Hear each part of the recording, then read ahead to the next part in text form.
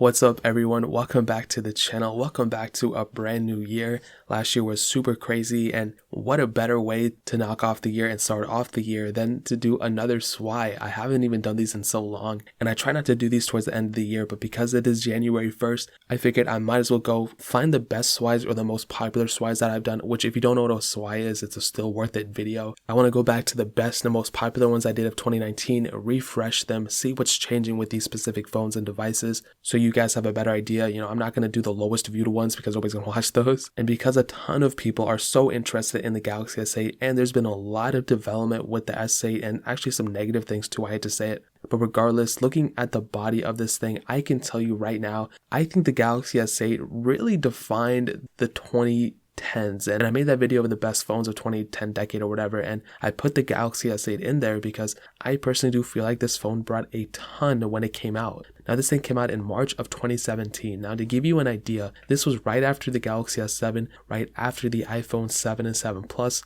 and before the iPhone 10. This phone, for what it came out with at the time, the very slim bezels on the side and pretty much slim bezels on the top and bottom, that was a pretty big deal that a phone manufacturer of that caliber was making these type of moves. Now shortly after, like a couple months later, in September, we got the iPhone 10, but I would say if we didn't get the Galaxy S8, maybe we wouldn't have gotten the iPhone 10 in a way, I don't know, I can't really say that for sure, but this thing has a 5.8-inch Super AMOLED display on the front. It is 1440p, and dude, this panel is so good. My specific panel has a lot of burn-in, which is really one of the downsides of getting a used phone, especially a Galaxy S8. These phones were every single Galaxy S8 I've ever owned, I've owned like 5 or 6 of them. Those have all had burn-in because I buy them in the used market. You can't really buy them brand new anymore. So that's automatically like one of the downsides of this phone, honestly. But that really goes for any OLED phone, whether you go pick up a used iPhone 10 or you buy a used LG something V50, whichever one has the OLED display. Those ones will most probably all have burn-in on the display. Even like a OnePlus 7 Pro, if you buy that used in a couple years, that thing's gonna get burn-in too. So it's not just for the Galaxy S8, but it is what it is. The panel though is really good, whether it has burn-in or not. Mine has a lot. The panel is still really good at the end of the day, and definitely one of its highlights. This thing also has IP68 dust and water resistance, which is really cool, a humongous feature for this phone. And that's something that still most phones are still coming out with. I don't think they've made IP69, so IP68 is what it is. On the bottom we have a USB Type-C port, which is huge, as well as a headphone jack, and you have both of those things. Even the S10 has them, but the Galaxy S8 has those things too. So whether you want to stick to your USB Type-C headphones or you want to use whatever you want to use for the USB Type-C port, you still have that headphone jack there too, so you can go listen to music while you're charging your phone through the Type-C if you want to use that headphone jack, which is really cool. On the back, a single camera and that fingerprint sensor that they put in a randomest spot. I don't know why they still put it there, but it is what it is. Eventually they moved it down with the S9, but the phone still feels like a killer phone. It feels like a very premium phone at the end of the day. It also has a micro SD card slot too, which is humongous thing. I'm so glad they put that in there, and that's really one of the highlights of this phone. And this phone really didn't skimp out on everything. Whatever Samsung had at the time, they threw it in there, which is a humongous plus for this phone. And really that kind of covers it up in terms of the outside. This phone, in my opinion, feels like a $1,000 phone still. It still feels like one of the most premium phones I've ever felt. And in some ways, I think, like I said, I think it feels better than an 11 Pro, which is pretty weird. In terms of software though, this is where some sad things are happening. Okay, so this thing started off with Android Nougat. We were able to upgrade it to Android Pie, which is One UI 9.0. Now here's the sad thing, okay? After all those forum posts, after all those tweets to Samsung, after all those videos that people have done, Samsung felt like, maybe the Galaxy S8 doesn't deserve One UI 2.0, and they didn't push One UI 2.0 for the Galaxy S8. Now, I feel like the Galaxy S8 has more in line with the Galaxy S9 and Galaxy S10 than really the Galaxy S7 and Galaxy S6. So Samsung could have easily supported the Galaxy S8 for another version of software easily. It's not like the S9 is way faster than the Galaxy S8. Really, they're kind of the same exact phones. They have the same amount of RAM and everything for the most part. Performance was about the same on both too, and it doesn't really make much sense to me why Samsung did that. Now Samsung could have easily, I understand in the past they only done a certain amount of updates for a certain amount of time, and that's why, and they're just going with what they've done in the past. Why do people think they're going to change? But phone manufacturers need to take these chances and need to take different ways of doing things sometimes. If they keep doing the same thing,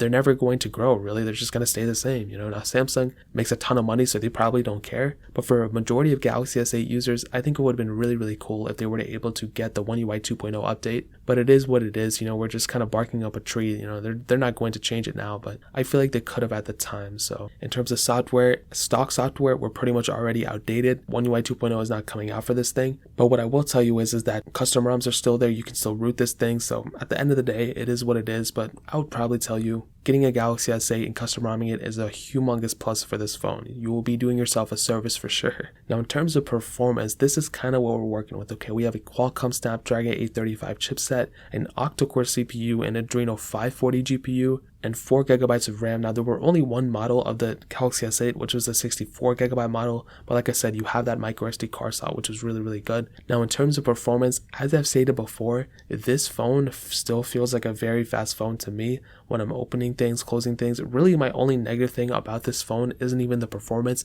it's just the screen sensitivity and the edge. Sometimes when I go and hold the phone, it'll just randomly start clicking things, and on top of that, random notifications and random pop-ups that come up on my screen, but that's more software. Performance wise though, like I said, dude, whenever I open something, whenever I scroll through it, it feels like a very fluid, fast phone still. Really, the only times I see it being slow is when I compare it. I've compared this phone to the Galaxy S10, to the Galaxy S9, to the iPhone 11 Pros and stuff, and yes, the phone definitely feels slow, and it definitely doesn't feel like the fastest thing when I compare it to those, but it's not like that much slower. It's not like it's unusable or unbearable. Like, even in my comparisons, I noticed that they weren't even that slow. Like, it was just a split second behind it. So really, the only thing that's not future-proofing this phone would be the RAM. 4GB of RAM on a phone that's not on stock software is not the greatest combination. If I look ahead, using my mind reading abilities or time travel, if I look at the mid 2020 or even late 2020, apps are only getting more and more demanding. They're only getting bigger and bigger, and I could totally see this phone,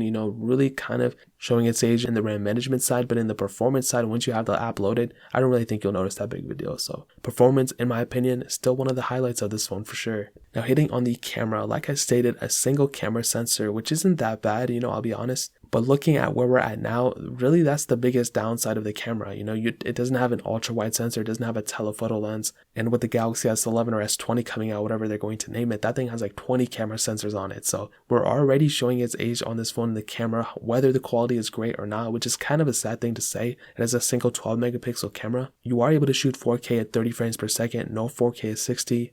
But even then, the quality of the camera isn't bad. My specific camera just looks kind of grainy. I can't really fix it. But all my previous Galaxy S8s were fine, so it's not that big of a deal. You still have a ton of camera settings within the camera app, which is really, really cool. You have a ton of different things going for it too. I mean, like I said, Samsung packs their cameras up with software and little features here and there, which is really cool. Something Apple still doesn't do, but hopefully they'll do that with iOS 14. But at the end of the day, the camera does what it needs to do. It takes pretty good shots and good lighting, and if you're in low light, it's really not that good, but it is what it is.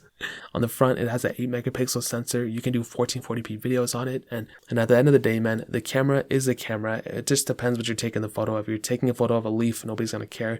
If you take a photo of your family, it really doesn't matter what the quality of the photo is, it's just what's in the photo. So I think the S8's camera will definitely get the job done at the end of the day. Now, ending it off with the battery life, this thing has a 3000 mAh battery, which honestly isn't that bad of a battery size. It's actually pretty good for a phone of this caliber. But the only problem is that because it is almost 3 years old at this point, the battery health is only degraded. It's only gotten less and less in the battery health department. So it is what it is. I'm not going to sit here and say the battery life is bad or anything like that, but it totally depends. You're probably going to be getting a used Galaxy S8. You don't know how well that person was using that phone. Maybe they let the battery die all the time and got hot conditions all the time and this and that, overheating the phone. So I don't know. Run a diagnostics check before you go and buy a S8. My specific one has degraded a bit in the battery. I think it was at 85 or 81% or something like that, which is pretty low. But that's kind of common for a lot of phones. It's not just exclusive to the S8. But again, make sure the phone was taken care of before you buy it used. But really, those are the main things I wanted to hit on.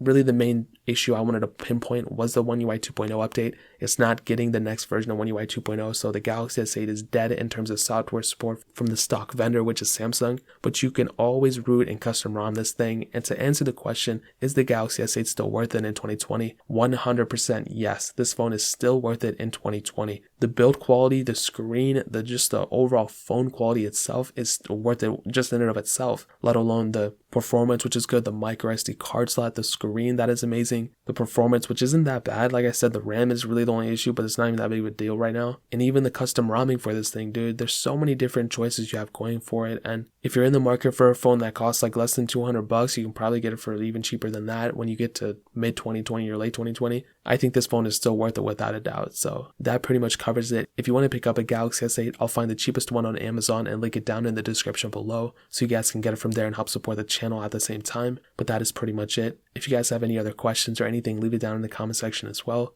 Hit that like button, that would mean so much, but definitely hit that subscribe button. Every single subscriber that we get really does count, so it means so much if you guys can hit that. Also check out the other links down in the description as well. My Twitter, my Instagram, my second channel, all those things are linked down below. I'd really appreciate if you guys could check it out. But more importantly than everything else, I love every single one of you guys. Hopefully I'll catch you guys in the next video. Peace out.